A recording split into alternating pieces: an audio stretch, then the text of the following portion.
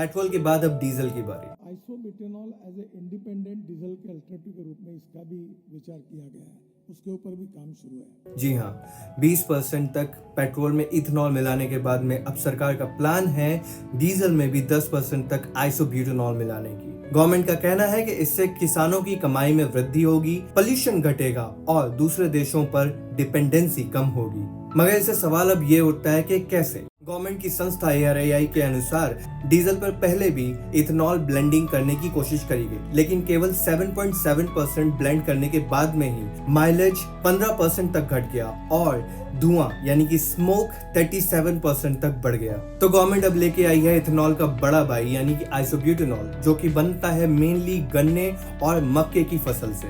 दावा किया जा रहा है कि आइसोब्यूटेनॉल डीजल के साथ में 30% तक मिक्स हो सकता है, पोल्यूशन में भी 40% तक की कमी हो सकती है, साथ ही साथ माइलेज और इंजन भी स्मूथ। लेकिन एज पर द डेटा अभी तक आइसोब्यूटेनॉल को डीजल के साथ में मिक्स नहीं किया गया है, यानी हमारे पास में कोई डेटा अवेलेबल नहीं है और इसकी कॉस्ट 100 रुपीज पर लीटर है, यानी कि महंगा फ्यूल, माइलेज में कमी और कम पावर।